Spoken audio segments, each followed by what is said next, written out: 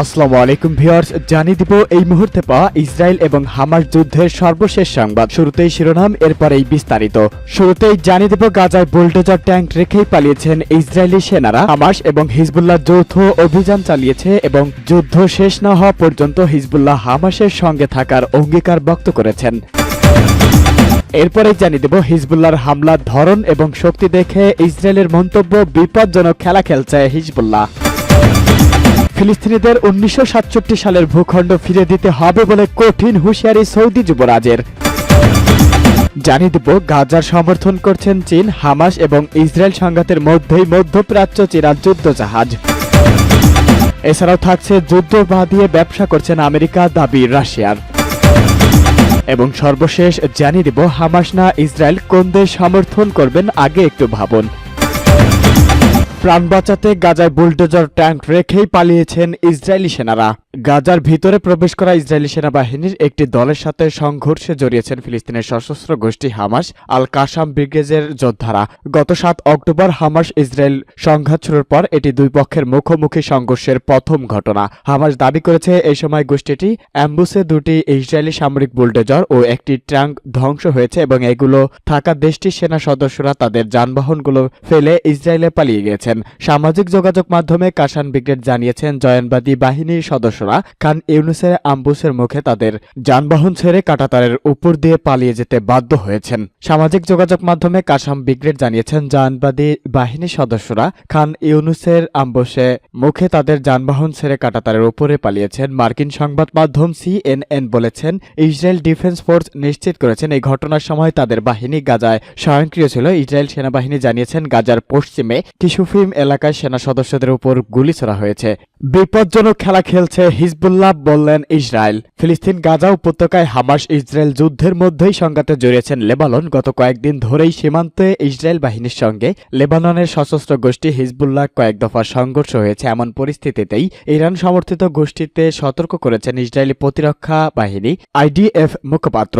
Hezbollah খুবই বিপজ্জনক খেলা খেলছে, লেবাননকে যুদ্ধের দিকে টেনে নিয়ে যাওয়ার ঝুঁকি সৃষ্টি করছে গোষ্ঠীটি। পরিস্থিতি খারাপের দিকে যাচ্ছে, প্রতিদিনই হামলা চালানো হচ্ছে, বিপদ বাড়াচ্ছে হিজবুল্লাহ। ইসরায়েলি প্রতিরক্ষা বাহিনীর এই মুখপাত্র আরও জানান, হিজবুল্লাহ হামলার জবাবে ইসরায়েল শুধু একটি নিজেদের রক্ষা করছে এবং প্রতিরক্ষামূলক পদক্ষেপ নিচ্ছে। এদিকে লেবাননের হিজবুল্লাহর বিভিন্ন লক্ষ্যবস্তুতে বিমান হামলা চালিয়েছেন ইসরায়েল বাহিনী। গতকাল এই হামলা চালানো হয়। হিজবুল্লাহ দাবি তাদের 6 যোদ্ধা নিহত হয়েছেন, তবে ইসরায়েল দাবি 1 সেনা নিহত হয়েছেন। অন্যদিকে লেবানন সীমান্ত অন্তত 4টি এলাকায় ইসরায়েল বাহিনীর সঙ্গে হিজবুল্লাহ সংঘর্ষ হয় বলে জানায় IDF। গত 7 অক্টোবর থেকে লেবানন সীমান্ত 7 সেনা নিহত হয়েছেন বলে জানিয়েছেন তারা।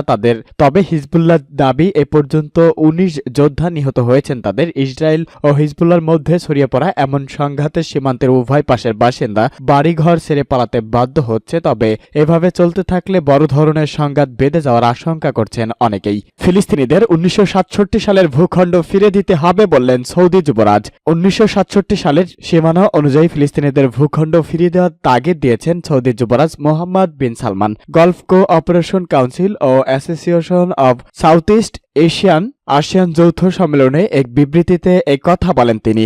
ভারতীয় সংবাদ মাধ্যম ইন্ডিয়া টুডে বলেছেন, এ নিয়ে ইসরায়েল হামাস সংঘাতে আরও একবার নিজেদের অবস্থান জানান দিল সৌদি আরবের প্রধানমন্ত্রী মোহাম্মদ বিন সালমান। তিনি বলেন, গাজায় এই পরিস্থিতির মধ্যেই সবাই বৈঠকে বসলাম।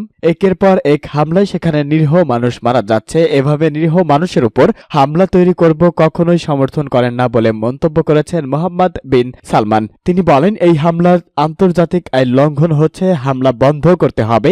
এই সংঘাতে শান্তি আনতে 1967 সালের সীমানা অনুযায়ী ফিলিস্তিনিদের ভূখণ্ড ফিরিয়ে দিতে হবে। এর আগে 2017 সালে এক প্রস্তাবে এমন দাবি করেছিলেন ফিলিস্তিনি স্বাধীনতাকামী গোষ্ঠী হামাস। উল্লেখ্য, 1967 সালে মাত্র 6 দিনের যুদ্ধে ফিলিস্তিন অনেক জায়গা দখল করে নেয় ইসরায়েল। এই সীমান্ত ফিরিয়ে দিতে বারবার দাবি করা হলেও ইসরায়েল সরাসরি তা না করে দিয়েছে। গাজায় ইসরায়েলের বিমান হামলায় নিহত সংখ্যা প্রায় 4000 ছাড়িয়েছে, আহতর সংখ্যা 12,500। অন্যদিকে হামাসের হামলায় ইসরায়েলের নিহত হয়েছেন 1400 জনের বেশি। এমন পরিস্থিতিতে গাজায় স্থল অভিযানের লক্ষ্য সীমান্তের বিপুল সংখ্যক সেনা জড়ো করছে ইসরায়েল।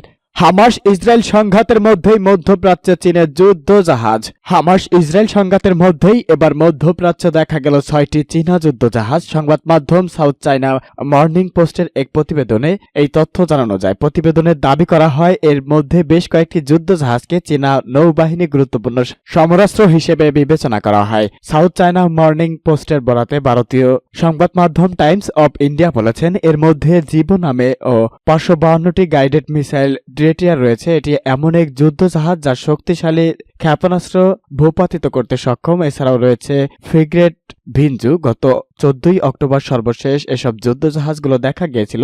ওই সময় এগুলো ওমানের রাজধানী মাসকাটের বন্দর থেকে ছোড়া হয়। সরাসরি মালিকানাধীন চীনা সংবাদ মাধ্যম ও এই প্রতিবেদনে তথ্য জানিয়েছেন। মধ্যপ্রাচ্য এখন অনেক উত্তপ্ত। হামাস ইসরায়েল সংঘাত চলছে। গত 7 অক্টোবর ইসরায়েলের হামাসের রকেট হামলার পর শুরু হয় এই সংঘাত। এরপর গাজায় একের পর এক হামলা চালিয়েছেন ইসরায়েল।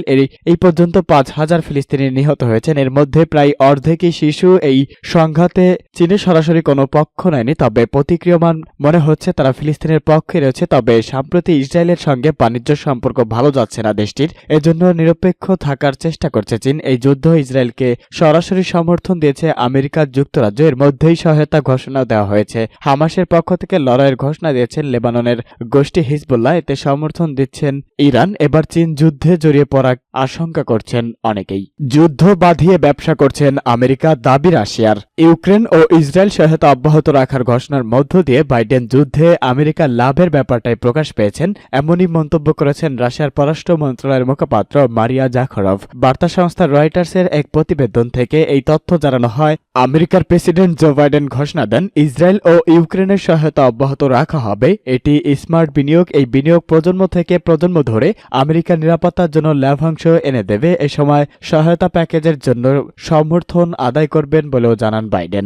এর জবাবে মেসেজিং অ্যাপ টেলিগ্রামের রুশ পররাষ্ট্র মন্ত্রণালয়ের মুখপাত্র মারিয়া জাখরভ বলেন এভাবে প্রক্সি যুদ্ধ সংগঠন করে ওয়াশিংটন অনেক লাভ করছেন। বাইডেনের বিনিয়োগ সংক্রান্ত মন্তব্যের মধ্য দিয়ে এটি স্পষ্ট হল। মারিয়া জাখরভ বলেন তারা এটা বলছে গণতন্ত্র ও স্বাধীনতার সংগ্রাম, কিন্তু এতে জটিল এক হিসাব বেরিয়ে এলো। এই হিসাবের কিন্তু সব চলছে মূল্যবোধ কথা বলে তারা গোটা বিশ্বকে বোকা বানিয়ে যাচ্ছে। এসব বিনিয়োগের মধ্যেই ভালো কিছু নেই, শুধু ব্যবসা রয়েছে, এমনটাই মনে করছেন রাশিয়ার পররাষ্ট্র মন্ত্রণালয়ের মুখপাত্র। বিখ্যাত গডফাদার সিনেমার একটি সংলাপের কথা মনে করিয়ে তিনি বলেন নাথিং পার্সোনাল, জাস্ট বিজনেস। রাশিয়ার পররাষ্ট্র মন্ত্রণালয়ের মুখপাত্র মারিয়া জাখরভ বলেন এভাবে যুদ্ধ বাঁধিয়ে আমেরিকা লাভই করে যাচ্ছে। এটি তাদের জন্য একটি বড় বিনিয়োগ, স্মার্ট ইনভেস্টমেন্ট। হামাস না ইসরায়েল সমর্থন করার আগে একটু ভাবুন। একদিকে হাসপাতালে চিকিৎসাধীন শত শত মানুষ মরে যাচ্ছে আচমকা গোলায়, অধমরাকেও যেন নিকেশন করার চিন্তা, আর অন্যদিকে ঘরে ঘরে ঢুকে প্রাণ বাঁচাতে লুকিয়ে থাকা মানুষগুলোকে টেনে হিঁচড়ে দাঁড় করানো হচ্ছে বন্দুকের নলের মুখে, টেবিলের নিচে লুকোনেও গুলি করে মারা হচ্ছে। খুঁজে খুঁজে ভৌগোলিক হিসাব করলে এক সীমানার এপার আর ওপারে এভাবেই হত্যা করা হচ্ছে নিরীহ মানুষকে। শিশু, বৃদ্ধ, নারী কেউ বাদ পড়ছেন না গুলি ও গোলার শিকার থেকে। দুই পক্ষেই থরে থরে লাশ পড়ে যাচ্ছে, থাকছে নিথর হয়ে। আর আমরা যারা বিশ্বের বিভিন্ন প্রান্তে ছড়িয়ে ছিটিয়ে আছি তারাও হিসাব করছি কোন লাশটা ফিলিস্তিনিদের বা কোনটা ইহুদিদের। এই লাশ চিহ্নিতকরণের মধ্য দিয়েই আমরা কি উৎসাহিত হচ্ছি, কিন্তু আনন্দ প্রকাশ করছি। হামাসের স্কোরবোর্ড মানুষ শিকারের সংখ্যা বাড়ালেও আবারও কারো মনের প্রতিহিংসা পূর্ণতা পাচ্ছে। ইসরায়েলের হামলায় নিরীহ ফিলিস্তিনিদের ব্যর্থতার মুখে, ব্যথার মুখের এই দুই পক্ষে যারা আছেন তারা কি এখনো ভেবে দেখেছেন যে আপনাকে নৈতিক অবস্থানে ঠিক থাকছেন কিনা? এক মানুষ আরেক মানুষকে নির্বিচারে হত্যা করলেও কি মানবতার জয় হয় বা হবে? কিন্তু নৈতিক অবস্থানে এই বিরোধপূর্ণ আচরণ এখনো বিশ্বজুড়ে, আমেরিকার কথাই ধরা যাক, সাধারণত আমেরিকাকে ইসরায়েলের প্রতি ব্যাপক সহানুভূতিশীল হিসাবেই গণ্য করা হয়ে থাকে।